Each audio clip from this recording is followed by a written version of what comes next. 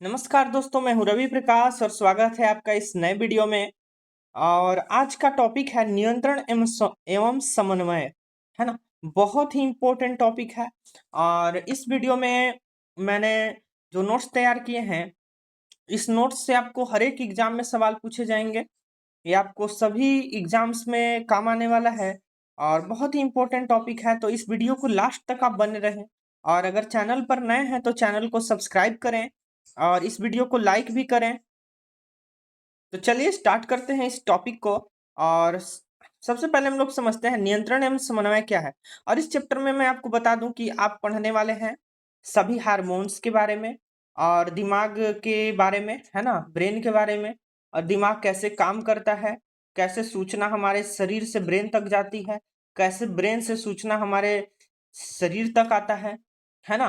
Plants hormones के बारे में और ह्यूमन हार्मोन्स के बारे में कैसे काम करता है, सभी चीजों को हम लोग देखेंगे।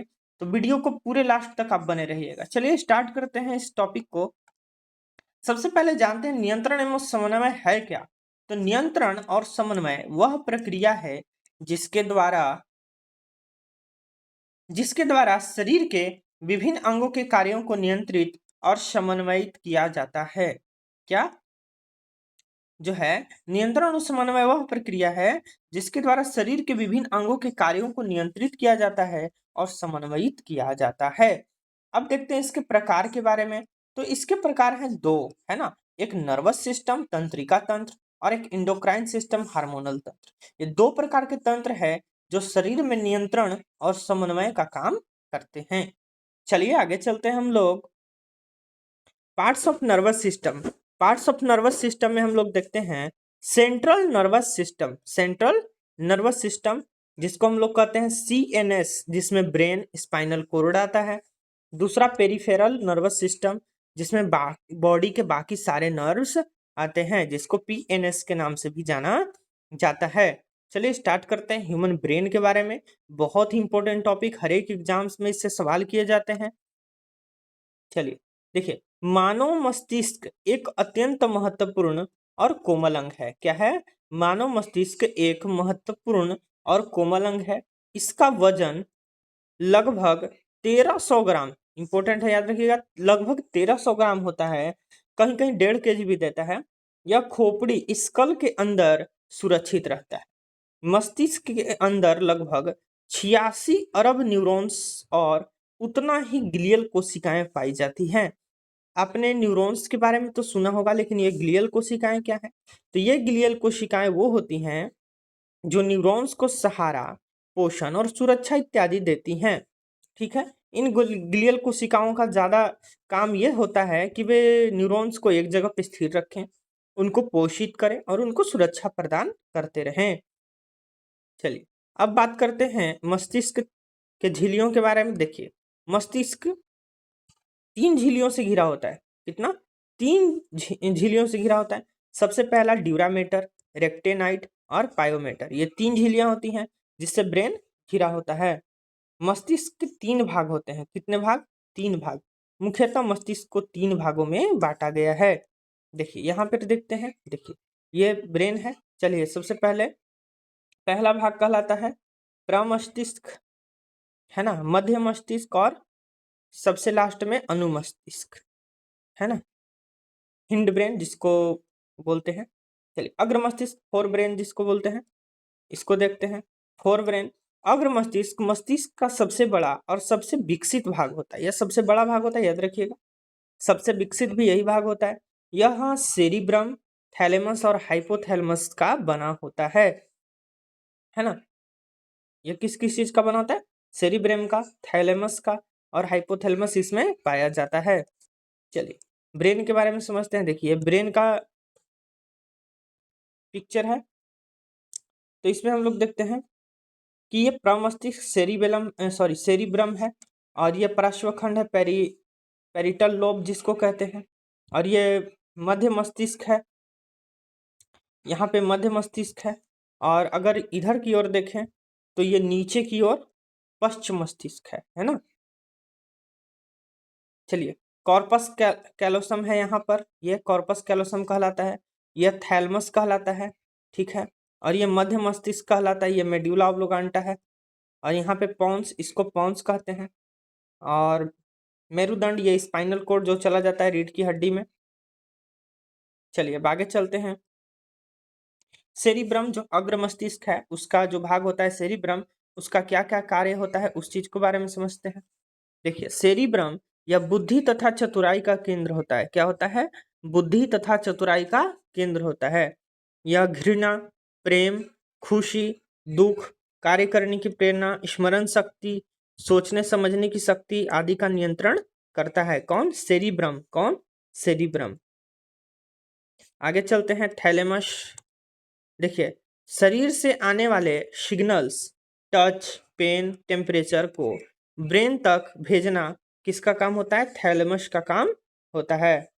और हाइपोथैलेमस, हाइपोथैलेमस शरीर के तापमान, खाने पीने, जैसे भूख प्यास लगता है ना, तो ये हाइपोथैलेमस उसमें कंट्रोल करता है, आदि का कंट्रोल करता है। कौन? हाइपोथैलेमस, है ना। ये वाला सबसे ज्यादा एग्जाम में पूछा जाता है। बुद्धि चतुराई का केंद्र सेरिब्रम, है ना। स्मरण शक्ति सेरिब्रम, सोचने समझने की शक्ति सेरिब्रम। इस चीज को याद रखिएगा। आगे चलते हैं हम लोग, मिड ब्रेन, मध्य मस्तिष्क के बारे में देखते हैं। तो मध्य मस्तिष्क जो है उसका काम होता है आंखों से जुड़ी रिफ्लेक्स एक्शंस को कंट्रोल करना और आवाज पर भी प्रतिक्रिया करता है। जैसे कि आपको किसी ने पीछे से चिल्लाया, आप जल्दी से पीछे देखते हैं, है ना। तो ये काम किसका होता है? मध्य मस्तिष्क का। हिंड ब्रेन, पश्चिम मस्तिष्क, पश्चिम मस्तिष्क में पोन्स, सेरिबेलम और मेडुला ऑब्लोगांटा होता है ना। ये तीन चीजों का बना होता है, सेरिबेलम, पोन्स और मेडुला ऑब्लोगांटा का। अब तीनों का काम देखते हैं। सबसे पहले सेरिबेलम। देखिए, सेरिबेलम क्या होता है कि यह मस्तिष्क में पीछे की स्थित गुच्छेदार संरचना में पाई जाती है। आपको दिखाते हैं, देखिए, यह है सेरिबेलम, है ना। ये गुच्छेदार अवस्था में पाई जाती है और इसका काम होता है शरीर पर नियंत्रण रखना, है ना। जैसे कि संतुलन करना, चलना, दौड़ना इत्यादि का नियंत्रण करता है। अगर आप चलते हैं, दौड़ते हैं, तो यह किससे कंट्रोल होता है? सेरिबेलम से। किससे कंट्रोल होता है? सेरिबेलम से। और पॉन्स, पॉन्स जो है हमने देखा था, जो मेडुला ऑब्लोगांटा था उसी में था। यह नींद, श्वसन, चेहरे की हरकतों में मदद करता है। जैसे किसी को देख करके गुस्सा में त्योरियां चढ़ा लेना, से फेस अजीब सा बना लेना, इसमें पॉन्स उत्तरदायी होता है। आगे चलते हैं, मेडुला ऑब्लोगांटा। देखिए, मेडुला ऑब्लोगांटा जो है यह बेलनाकार रचना होती है। यह सभी मेडुला ऑब्लोगांटा सबसे पहले हम लोग देखते हैं, है ना। देखिए, ये मेडुला ऑब्लोगांटा है। देखिए, ये मेडुला ऑब्लोगांटा है ना, ये वाला। यहाँ मेडुला ऑब्लोगांटा और पॉन्स मैंने आपको पढ़ाया यहाँ पे। चलिए,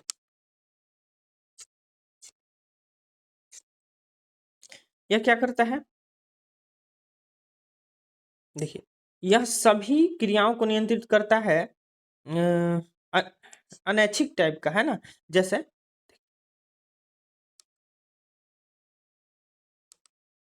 देखिए, यह सभी अनैच्छिक क्रियाओं को नियंत्रित करता है। यह खोपड़ी के,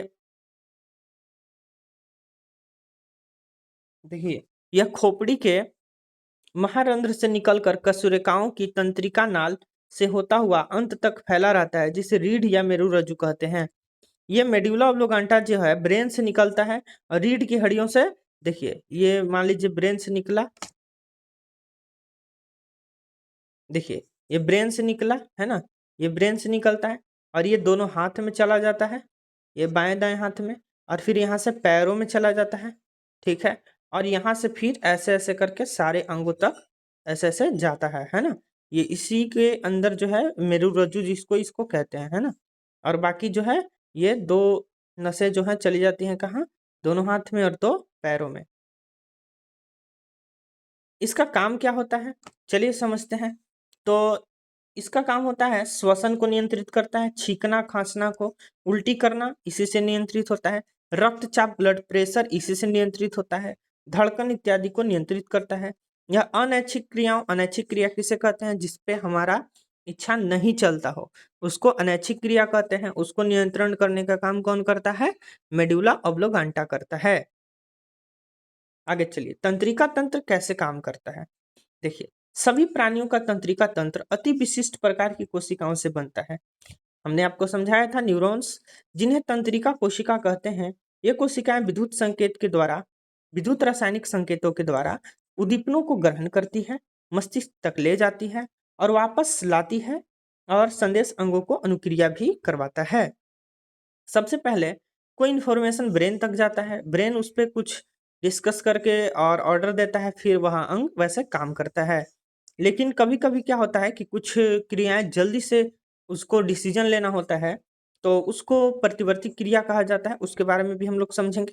चलिए अब सबसे पहले समझते हैं उद्दीपन क्या है। देखिए, एक प्रकार का इंफॉर्मेशन मान लीजिए, है ना। वातावरण में होने वाले परिवर्तन जिनके प्रति जीव अनुक्रिया करते हैं उद्दीपन कहलाते हैं। जैसे ठंडा, गर्म।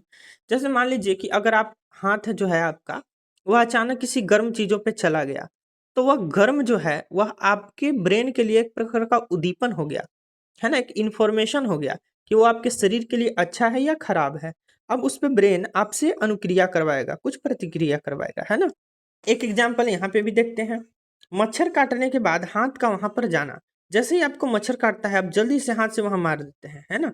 तो ये जो अनुक्रिया है, ये कैसे हुई? उद्दीपनों के द्वारा। उद्दीपन आपके ब्रेन तक गया और वही इंफॉर्मेशन के जरिए ब्रेन ने वहां पर प्रतिक्रिया किया।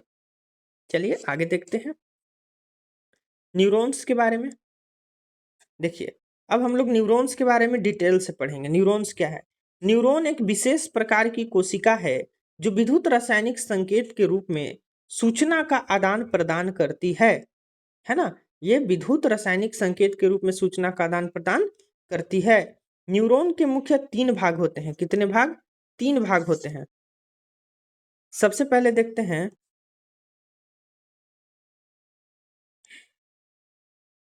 डेंड्रॉइड्स। डेंड्रॉइड्स, इनका काम है सिग्नल को प्राप्त करना। ये छोटे छोटे शाखा जैसे भाग होते हैं, ये रिसीवर का काम करते हैं। डेंड्रॉइड्स क्या करते हैं? इंफॉर्मेशन को रिसीव करते हैं, उद्दीपनों को रिसीव करते हैं। साइटोन, साइटोन क्या करते हैं? सेल बॉडी, इसमें न्यूक्लियस नाभिक होता है, यहाँ पर सिग्नल को प्रोसेस किया जाता है। ठीक है, सेल बॉडी में सिग्नल को प्रोसेस किया जाता है। एक्सॉन, इसका काम है सिग्नल को आगे भेजना। यह लंबा तंतु, यह जो है, हाँ सॉरी, यहाँ पे हम थे, यह लंबा तंतु होता है। माइलिन शीट, माइलिन शीट क्या होता है? यह एक्सॉन के ऊपर एक प्रोटेक्टिव लेयर होता है, बिल्कुल उसी प्रकार जैसे एक्सॉन एक प्रकार का तार है और ऊपर प्लास्टिक का आप कवर डाल दीजिए, है ना, ताकि इसका इंसुलेशन हो सके और इंफॉर्मेशन जा सके आगे। तो प्रोटेक्टिव लेयर होती है, यह सिग्नल की स्पीड को बढ़ाती भी है और इसे इंसुलेशन की तरह भी कार्य करती है। आगे चलते हैं। देखिए, यहाँ पर मैंने बनाया है, देखिए यहाँ पे न्यूरॉन कोशिका है, तंत्रिका कोशिका है ना, तंत्रिका कोशिका है। देखिए, ये पूरा तंत्रिका कोशिका है। चलिए इसमें देखते हैं। देखिए, ये जो है आपका, ये सबसे पहले तो ये केंद्रक है ना। और ये कोशिका द्रव, कोशिका के अंदर का द्रव है ना। ये कोशिकाएं है, सेल बॉडी है। और जो है ये, यहाँ पे देखिए, ये डेंड्रॉइड्स हैं। ये क्या है? डेंड्रॉइड्स हैं, ठीक है। और यहाँ पे माइलिन सीट है, यहाँ पे ये माइलिन सीट, ये रेनबियर के नोड्स कहे जाते हैं, ये एक्सॉन हिलॉक कहे जाते हैं, और साइनेप्स ये हैं, ठीक है, सिनेप्टिक नोब है। और यहाँ पे है साइनेप्स यानी सिनेप्टिक वेसिकल्स, ये वाला सिनेप्टिक वेसिकल्स है ना। चलिए अब आगे चलते हैं। न्यूरॉन में सिग्नल फ्लो कैसे होता है? न्यूरॉन में सिग्नल फ्लो कैसे होता है उसको देखते हैं हम लोग। सबसे पहले डेंड्रॉइड्स सिग्नल को लेते हैं, सेल बॉडी में जाता है, एक्सॉन में जाता है, सिनेप्स में जाता है और नेक्स्ट न्यूरॉन में चला जाता है ना। सबसे पहले डेंड्रॉइड से इंफॉर्मेशन लिया जाता है। देखिए, यहाँ डेंड्रॉइड्स है, इससे इंफॉर्मेशन लिया, यहाँ से होते हुए ऐसे ऐसे ऐसे यहाँ सिग्नल आता है और फिर आगे दूसरे ऐसे ही कोशिकाओं में चला जाता है। हर एक जो है न्यूरॉन्स का जो डेंड्रोइड्स है अगले के एक्सोन से जुड़ा होता है। ठीक है, चलिए टाइप्स ऑफ न्यूरॉन बहुत इंपॉर्टेंट है, चलिए इसको समझते हैं। मैंने ऊपर आपको बताया था 3 टाइप के न्यूरॉन्स पाए जाते हैं, ये सेंसरी न्यूरॉन्स, मोटर न्यूरॉन और इंटर न्यूरॉन। सबसे पहले संवेदी न्यूरॉन्स, यह शरीर से मस्तिष्क तक जानकारी ले जाता है, जैसे दर्द, तापमान, है ना। मोटर न्यूरॉन या गति न्यूरॉन कहलाता है, मस्तिष्क से मांसपेशियों तक आदेश ले जाता है। ठीक है, जैसे हाथ हिलाना। दूसरा इंटर न्यूरॉन, यह सेंसरी और मोटर न्यूरॉन को जोड़ने का काम करता है। तो ये सेंसरी न्यूरॉन इंफॉर्मेशन को ले जाएगा ब्रेन तक, अब ब्रेन जो भी प्रोसेस है उसको लेकर के आएगा यहाँ तक और करेगा। और इंटर न्यूरॉन है, इन दोनों में संबंध जोड़ता है। चलिए आगे चलते हैं। न्यूरॉन्स डिवाइड नहीं करता है ना, न्यूरॉन्स डिवाइड नहीं करता है, रीजनरेशन बहुत कम होती है, इसलिए आपने देखा होगा कि ब्रेन के सुरक्षा को प्राथमिकता दी जाती है। गाड़ी वाले को भी कहा जाता है हेलमेट लगा के चलो, क्योंकि ब्रेन में अगर चोट लग गया तो न्यूरॉन्स खुद से ठीक नहीं होते हैं, खुद से क्या ये ठीक नहीं हो सकते हैं, रीजनरेशन ये नहीं कर सकते हैं, इसलिए ब्रेन में अगर चोट लग जाता है तो बहुत सारी परेशानियों का सामना करना पड़ता है। चलिए आगे चलते हैं। प्रतिवर्ती क्रिया, रिफ्लेक्स एक्शन। रिफ्लेक्स एक्शन क्या है ना, रिफ्लेक्स एक्शन प्रतिवर्ती क्रिया वह क्रिया होती है जो बिना सोचे समझे अपने आप और बहुत तेजी से हो जाती है। इसमें दिमाग सोच विचार नहीं करता है, बल्कि स्पाइनल कोड सीधे काम करता है। देखिए इस चीज को अच्छे से समझते हैं हम लोग। जैसे मान लीजिए कि अगर आपका हाथ कहीं पर ऐसे जगह पे है, जैसे आग जल रहा है और आपका हाथ चला गया, तो आग जब जल रहा है ना, आग जल रहा है और आपका हाथ चला गया इसमें, तो आपका हाथ जल सकता है। अगर अगर वो इन्फॉर्मेशन है ब्रेन तक जाएगा, फिर वह प्रोसेस होगा कि इसको हटाना है कि नहीं हटाना है, फिर वहां से डिसाइड हो करके अगर हाथ हटेगा तो आपका हाथ उतना देर में बहुत ज्यादा जल जाएगा, है ना। इसीलिए यह प्रतिवर्ती क्रियाएं होती हैं। जैसे ही न्यूरॉन्स को पता चलता है कि कुछ गर्म चीज है, ये स्पाइनल कोड से ही कंट्रोल हो जाता है। यह ब्रेन तक इन्फॉर्मेशन तो जाता है, लेकिन पहले स्पाइनल कोड इस पर प्रतिक्रिया दे देता है। गर्म हाथ लगते ही हम लोग तुरंत हटा लेते हैं, जिससे हाथ नहीं जलता है या बहुत कम जलता है। ठीक है, चलिए अब प्रतिवर्ती चाप क्या होता है, रिफ्लेक्स आर्क। देखिए जिस रास्ते से होकर के ये सारी इंफॉर्मेशन जाता है आता है, इसको रिफ्लेक्स एक्शन पूरा होता है, उसी को कहते हैं प्रतिवर्ती चाप। देखिए स्टिमुलस कहने का मतलब जो भी उद्दीपन है वह रिसेप्टर के द्वारा सेंसरी न्यूरॉन्स के पास जाता है, फिर स्पाइनल कोड के पास जाता है, मोटर न्यूरॉन उस पर तुरंत ही काम करता है, इफेक्टर आता है और फिर रिस्पॉन्स दिलाता है। आगे चलते हैं। अब हम लोग देखते हैं केमिकल कोऑर्डिनेशन इन एनिमल्स, यानी कि जंतुओं में रासायनिक समन्वय। अब जंतुओं में हमने देखा कि तंत्रिका तंत्र के द्वारा तो हो गया, है ना।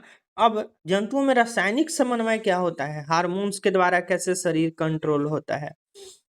देखिए यह एक ऐसा तंत्र है जिसमें शरीर के विभिन्न अंग रासायनिक पदार्थ यानी कि हार्मोन्स के माध्यम से आपस में तालमेल बनाकर काम करते हैं, है ना। यह जो है एक ऐसा तंत्र होता है जो केमिकल कोऑर्डिनेशन है, इसमें हार्मोन्स के माध्यम से शरीर आपस में तालमेल बना करके, अंग एक दूसरे से तालमेल बना करके कार्य करते हैं।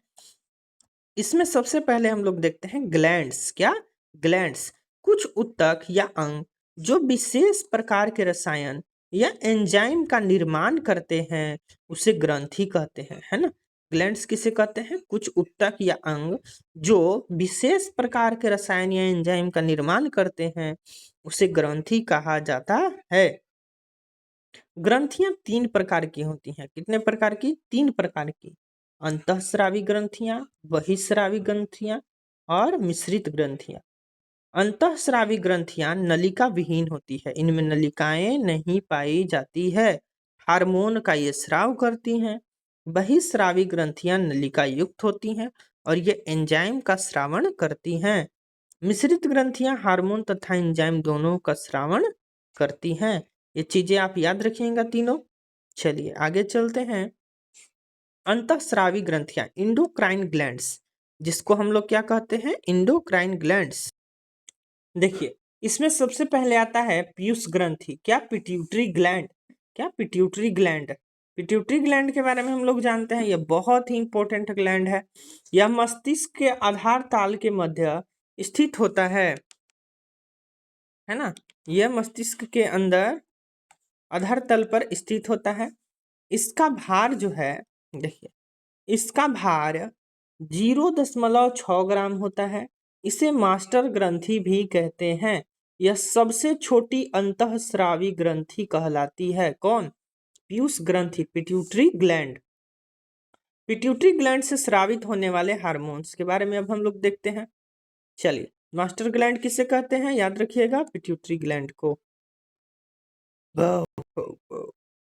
चलिए अब देखते हैं जीएच हार्मोन। कौन सा हार्मोन, जीएच हार्मोन। देखिए ये जीएच हार्मोन क्या होता है, ग्रोथ हार्मोन जिसको कहते हैं, क्या, ग्रोथ हार्मोन। इसके द्वारा शारीरिक वृद्धि एवं विकास होता है। क्या होता है, शारीरिक वृद्धि एवं विकास होता है। इसे वृद्धि हार्मोन भी कहते हैं। इसका एक और नाम एसटीएच, सोमैटोट्रॉपिक हार्मोन्स भी कहते हैं। इसको सोमैटोट्रॉपिक हार्मोन, एसटीएच हार्मोन के नाम से भी जाना जाता है, याद रखिएगा ध्यान से।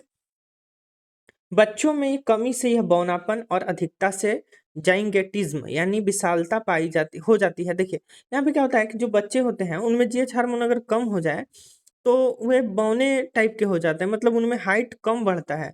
और अगर जीएच हार्मोन ज़्यादा हो जाता है तो वे विशालकाय बहुत लंबे हो जाते हैं। तो बौनापन, कमी से और अधिकता से जाइंगेटिज्म, याद रखिएगा। चलिए आगे देखते हैं। यहाँ पे है हाँ, यह हार्मोन प्रोटीन संश्लेषण को बढ़ाता है तथा ऊतकों के क्षय को रोकता है। प्रोटीन संश्लेषण के बढ़ाता है यह, और ऊतकों के क्षय को रोकने का काम करता है, जिससे वृद्धि होती है। अब देखते हैं टीएसएच हार्मोन। क्या, टीएसएच, थायराइड स्टिमुलेटिंग हार्मोन, है ना। देखिए यह हार्मोन थायराइड ग्रंथि के विकास एवं थायरॉक्सिन हार्मोन के स्राव को नियंत्रित करने का काम करता है। कौन, टीएसएच हार्मोन, याद रखिएगा, बहुत इंपॉर्टेंट है। अगला है FSH hormone, follicle stimulating hormone. और सबसे पहले मैं आपको दिखा देता हूँ कि कौन सा ग्लैंड कहाँ पाया जाता है। वहाँ पर मैंने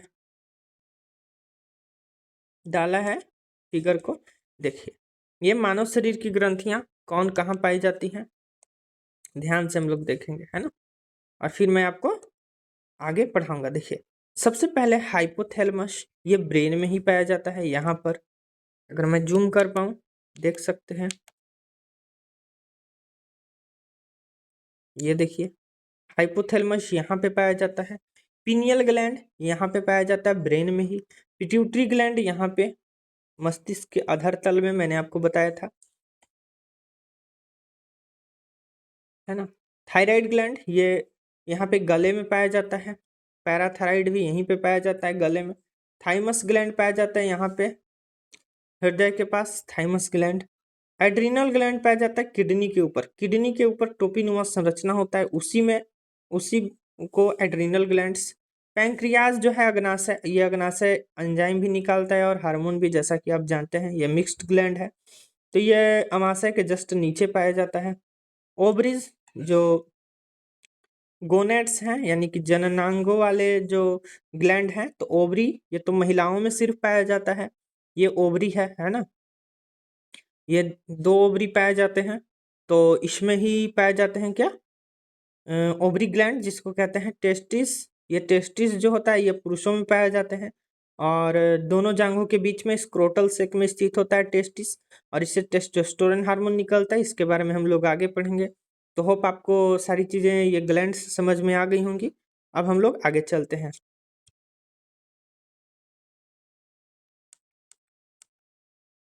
चलिए आपको मैंने पढ़ा दिया था कहाँ तक, टीएसएच तक, है ना। अब देखते हैं FSH hormone, follicle stimulating hormone. जैसा कि नाम में है फॉलिकल्स, तो देख सकते हैं कि यह जो है यह पुरुषों में शुक्राणु के निर्माण तथा स्त्रियों में अंडाशय के पुटकों फॉलिकल्स की वृद्धि को नियंत्रित करने का काम करता है ना।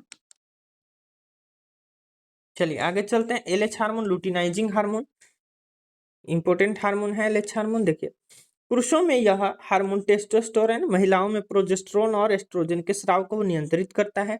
साथ ही महिलाओं के ओव्यूलेशन अंडोत्सर्ग को प्रेरित करता है। जो महिलाओं में जो अंडोत्सर्ग होता है यानी पीरियड्स जो स्टार्ट होते हैं वह इसकी इसके कारण होते हैं। ये जो है ओव्यूलेशन में मदद करवाता है अंडोत्सर्ग में, और इसके बाद पीरियड्स भी आते हैं। चलिए प्रोलैक्टिन हार्मोन्स के बारे में हम लोग समझते हैं। लैक्टिन आप लोग जानते हैं, लैक्टो मतलब दूध होता है। तो प्रोलैक्टिन हार्मोन जो है यह स्त्रियों में गर्भावस्था के दौरान स्तन ग्रंथि का विकास करवाता है, ठीक है, तथा गर्भावस्था के बाद दुग्ध के स्राव को नियंत्रित करता है। कौन? Prolactin hormone. ये जितने भी हार्मोन सभी हम लोग पढ़ रहे हैं ये पिट्यूटरी ग्लैंड से ही निकलते हैं। तो सबसे पहले अभी हम लोग पिट्यूटरी ग्लैंड ही पढ़ रहे हैं, ठीक है। MSH hormone melanocyte stimulating hormone, ये देखिए ये क्या करता है, ये सुंदरता वाला हार्मोन है। कहने का मतलब कि यह त्वचा में मेलेनिन पिगमेंट के स्राव को नियंत्रित करता है। जैसे अगर इसका ज़्यादा यह निकलता है तो त्वचा का रंग गहरा हो जाता है, डार्क हो जाता है ना। और अगर यह कम निकलता है तो त्वचा फेयर रहता है ना। चलिए ऑक्सीटोसिन हार्मोन। ऑक्सीटोसिन हार्मोन यह हार्मोन प्रसव के समय गर्भाशय की दीवारों को संकुचित करता है जिससे प्रसव पीड़ा होती है।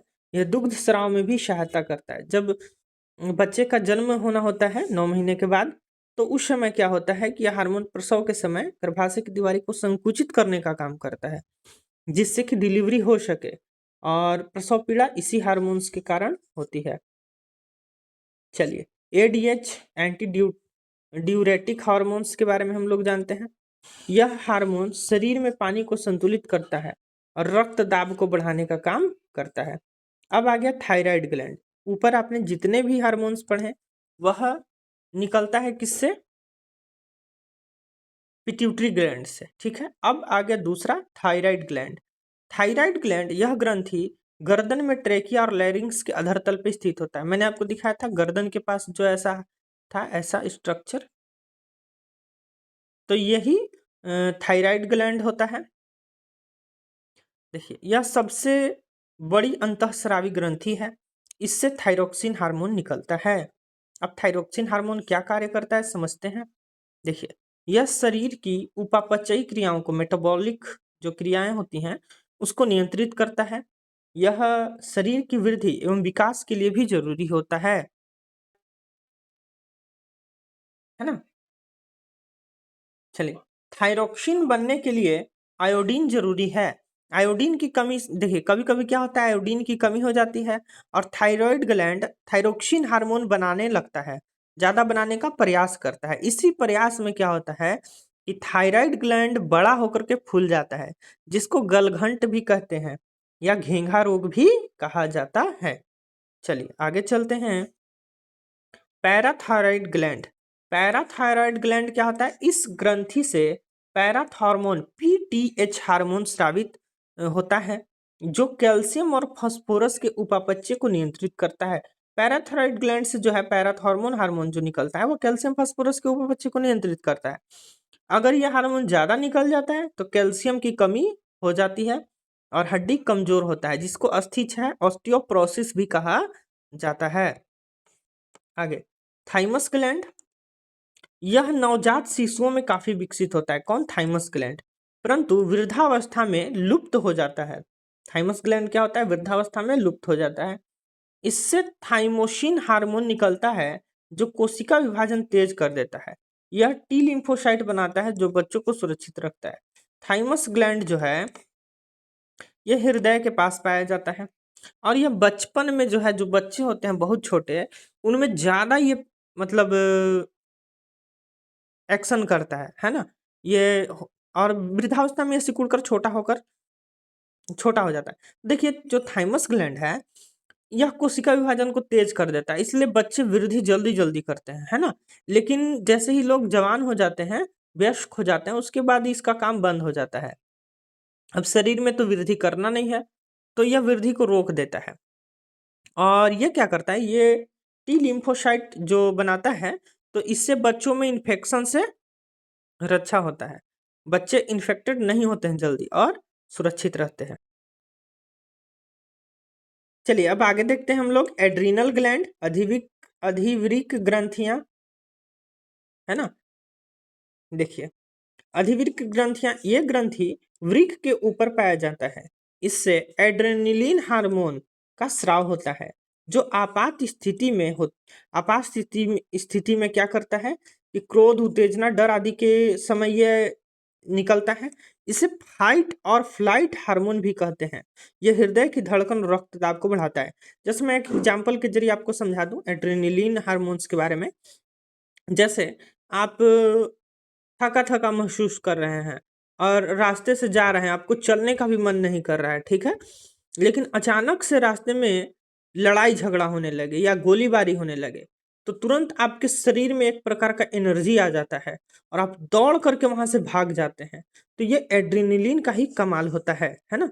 एड्रेनलिन हार्मोन जो है, यह आपात स्थिति में जब शरीर का रक्षा करना हो, उस समय निकलता है और तुरंत वहां से उठ करके और भागते हैं आप इसी हार्मोन्स के कारण, है ना? यह क्रोध के समय भी, अगर कोई आपको बहुत ज्यादा गुस्सा दिला दे, अचानक से आपके शरीर में एक प्रकार का एनर्जी आ जाता है, इसी एड्रेनलिन हार्मोन्स के कारण होता है। चलिए आगे चलते हैं। अग्नाशय, अग्नाशय हम लोगों ने देखा था अमाशय के नीचे, है ना? देखिए यह मिश्रित ग्रंथि है। इसके लैंगरहैंस की दीपिका से निकलने वाली हार्मोन, है ना? देखिए इसके अंदर जो एंजाइम्स तो निकलता है, आपने देखा है। तो इसमें जो है ये लैंगरहैंस की दीपिकाएं पाई जाती हैं, जिसमें अल्फा सेल जिससे ग्लूकागोन रक्त में ग्लूकोज की मात्रा को कम करता है, बीटा सेल इससे इंसुलिन निकलता है, यह क्या करता है रक्त में ग्लूकोज की मात्रा को बढ़ाता है। और डेल्टा सेल यह सोमैटोस्टेटिन जो कि पाचन enzyme insulin, glucagon, GH hormones को स्राव को कम करता है। यह सोमैटोस्टेटिन हार्मोन्स निकलता है डेल्टा सेल से। ये 3 सेल्स पाई जाती हैं अग्नाशय के अंदर लैंगरहैंस दीपिकाओं में। आगे चलते हैं। इंसुलिन रक्त में ग्लूकोज की मात्रा को घटाता है। जैसे इंसुलिन की कमी से कौन सा रोग हो जाता है? मधुमेह, शुगर रोग हो जाता है, याद रखिएगा। तथा यकृत में ग्लाइकोजन के रूप में जमा करता है। देखिए ये यकृत है ना? तो अगर आप ज्यादा खाना खाते हैं और आपके शरीर में आप उतना काम नहीं करते हैं, तो ये ग्लूकोज को क्या करता है, ग्लूकोज को ग्लाइकोजन के रूप में लीवर के पास जमा कर देता है, ग्लाइकोजन के रूप में, ठीक है? ग्लाइकोजन के रूप में। वहीं अब क्या हुआ कि आप भूखे रहने लगे, मान लीजिए कि आप आज भूखे हैं और आप काम कर रहे हैं, तो आपके ब्लड में तो शुगर की मात्रा रहना पड़ेगा ना? तो ग्लूकागोन निकलता है और ग्लाइकोजन जो लीवर में जमा है, उसको ग्लूकोज के रूप में फिर से ब्लड में मिला देता है। ये काम करता है कौन? ग्लूकागोन, याद रखिएगा अच्छे से। चलिए आगे चलते हैं। इंसुलिन की कमी से मधुमेह हो जाता है, मैंने आपको बताया।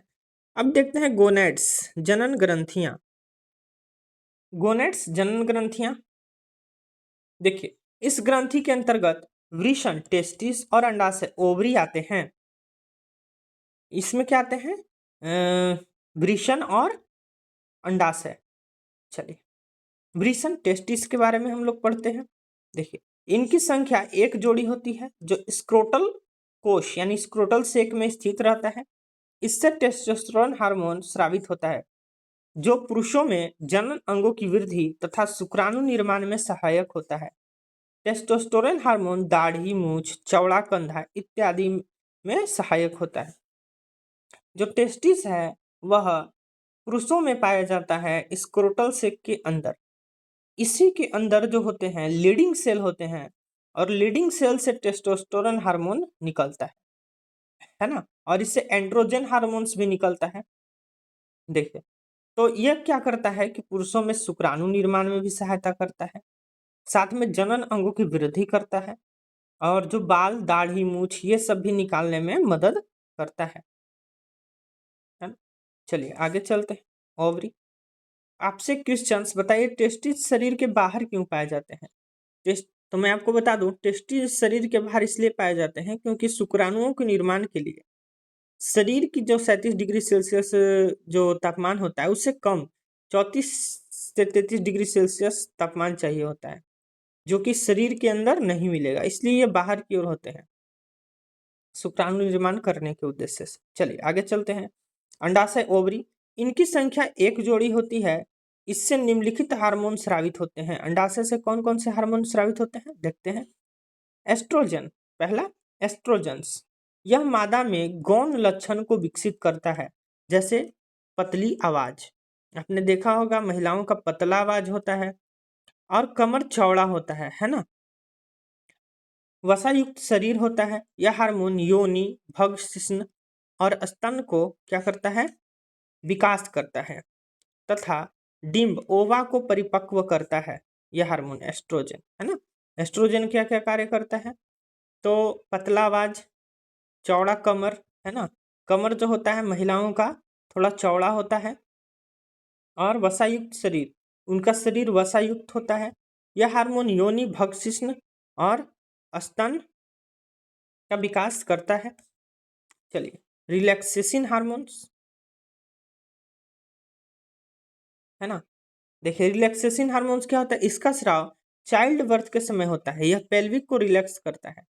मैं आपको बता दूं कि महिलाओं में पेल्विक जो होता है वह बड़ा होता है, पुरुषों की अपेक्षा बड़ा होता है। जो पेल्विक का हड्डी होता है, कमर के पास का हड्डी, नीचे का हड्डी, जिसे चाइल्ड बर्थ में आसानी होती है, इसलिए महिलाओं का जो पेल्विक एरिया है वह पुरुषों की अपेक्षा ज्यादा चौड़ा होता है। चलिए, प्लासेंटा, प्लासेंटा के बारे में हम जानते हैं। देखिए प्लासेंटा जो होता है वह ऐसा होता है और इसी से ऐसे शिशु जुड़ा होता है ना। शिशु जो है वह जुड़ा होता है इसी के द्वारा, ऐसे ऐसे शिशु जुड़ा होता है ना, यहाँ से जुड़ा होता है। और प्लासेंटा क्या करता है कि यह एक टेम्पोररी अंतःस्रावी ग्लैंड है। ये टेम्पोररी होता है बच्चों के बर्थ तक, जैसे कि। और एक बात आप ध्यान रखिएगा, जितना एनर्जी बच्चे को बनाने में लगता है लगभग उतना ही एनर्जी प्लासेंटा को भी बनाने में लगता है, एक माँ को, है ना। तो यह क्या करता है कि माँ से जो गर्भावस्था के दौरान प्लेसेंटा द्वारा पोषक तत्वों तथा कुछ अपशिष्ट पदार्थों को आदान प्रदान भ्रूण और माता के बीच करता है। यह पोषक तत्वों का आदान प्रदान करता है, साथ ही एक्सक्रीटरी सिस्टम भी एक प्रकार का बनाता है, जिससे बच्चों से जो एक्सक्रीट होता है वह प्लेसेंटा के द्वारा ही माँ के ब्लड में चला जाता है और माँ से जो पोषक तत्व है वह प्लेसेंटा शिशु को दे देता है। तो प्लेसेंटा जो है बहुत ही एक इम्पोर्टेंट ग्लैंड है ना। चलिए अब हम लोग देखते हैं प्लांट हार्मोन्स के बारे में।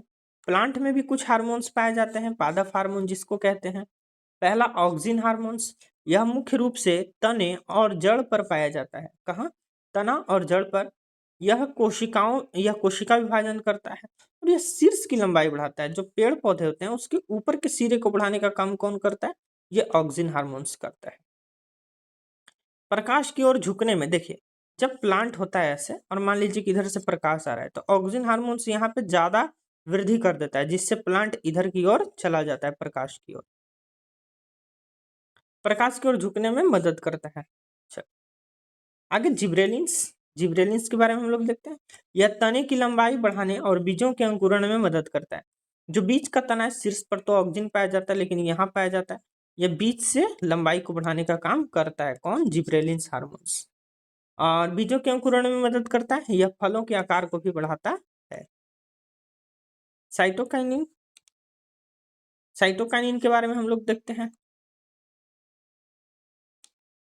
देखिए साइटोकाइनिन यह कोशिका विभाजन को तेज करता है, पत्तियों को लंबे समय तक हरा रखता है, यह शाखाओं को बढ़ाता है, ब्रांचेस को बढ़ाता है ना। साइटोकाइनिन साइड साइड से, जैसे साइड से चौड़ा भी करता है पेड़ों को, है ना। इससे साइड से जो ब्रांच निकले इसको भी बढ़ाने का काम कौन करता है? साइटोकाइनिन। एथिलीन, एथिलीन एक प्रकार का गैसीय हार्मोन है। पहले गैस माना जाता था, लेकिन फिर इसको हार्मोन की श्रेणी में रख दिया गया। इसका कार्य फलों को पकाना होता है या फूलों को खिलने और पत्तियों को झड़ने को प्रभावित करता है। कौन? एथिलीन। आगे आगे देखते हैं हम लोग एब्सेसिक एसिड। क्या? एब्सेसिक एसिड यह वृद्धि को रोकता है, पत्तियों को झड़ने और बीजों को सुप्तावस्था में रखता है। कौन? Abscisic acid.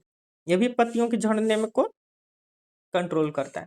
अब कुछ पौधों की गतियां देखते हैं, जैसे प्रकाशानुवर्तन। देखिए प्रकाशानुवर्तन क्या है? जब प्रकाश जो है वह जो पौधे हैं वह प्रकाश की ओर गति करते हैं, तो ये प्रकाशानुवर्तन करता है। जैसे प्लांट है, आप इसको एक डब्बा में रख के यहाँ पे एक छिद्र कर दीजिए, ये प्लांट है ना, तो कुछ दिनों में ये छिद्र से बाहर निकल जाएगा प्रकाश की ओर, तो इसको हम लोग क्या कहते हैं? प्रकाशानुवर्तन। क्या? प्रकाशानुवर्तन। गुरुत्वानुवर्तन क्या होता है? देखिए, जब आप एक गमला है और इसमें प्लांट लगा हुआ है ना, जिसमें पत्ता है, फूल है, तो कभी आप गमले को पलट दीजिए, तो आप देखिएगा कि गमला जब पलट गया, जैसे गमला गमला जब पलट गया है ना, तो इसमें से जो प्लांट है ऊपर की ओर चला जाता है ना, और पत्ती ऐसे हो जाता है, तो ये क्या कहलाता है? गुरुत्वानुवर्तन। यानी कि गुरुत्वाकर्षण की प्रतिक्रिया, जड़ नीचे की ओर, इसका जो जड़ होगा वो नीचे की ओर जाएगा और जो तना होगा ऊपर की ओर जाएगा। यह क्या कहलाता है? गुरुत्वानुवर्तन। तना ऊपर की ओर, जड़ नीचे की ओर। चलिए, जलानुवर्तन। देखिए, जलानुवर्तन क्या होता है? जड़ें पानी की दिशा में बढ़ती हैं। अगर आप ऐसा गमला ले लेते हैं, ठीक है, यहाँ पे आप प्लांट लगा देते हैं, तो इसकी जड़ जो है ऐसे होती है, लेकिन जब आप पानी यहाँ डालते हैं तो जड़ें इसकी धीरे धीरे इधर की ओर गमन करती हैं, तो ये क्या कहलाता है? जलानुवर्तन। स्पर्शानुवर्तन, स्पर्श के कारण गति, जैसे कि छुई मुई के पौधों को आप छूते हैं तो वह सिकुड़ जाता है। रसायनुवर्तन, रसायन के प्रति प्रतिक्रिया। आपने देखा होगा कि जो प्लांट है उसके जड़ चारों तरफ फैलते हैं, क्यों? ताकि ज्यादा इनको पोषण, खनिज लवण मिल सके। यह कहलाता है रसायनुवर्तन। तो ये वीडियो खत्म हो गया, और अगर आप इस चैनल पे नए हैं तो चैनल को सब्सक्राइब करें, और आपको वीडियो कैसा लगा कमेंट भी करें, और आगे आप किस चीज़ की वीडियो चाहते हैं उसका कमेंट करें। चलिए, और भी इस चैनल पर सारे वीडियोस डाले हुए हैं, आप प्लेलिस्ट में जाकर के वीडियोस को देख सकते हैं। चैनल को सब्सक्राइब करके बेल आइकन दबा दीजिए। धन्यवाद।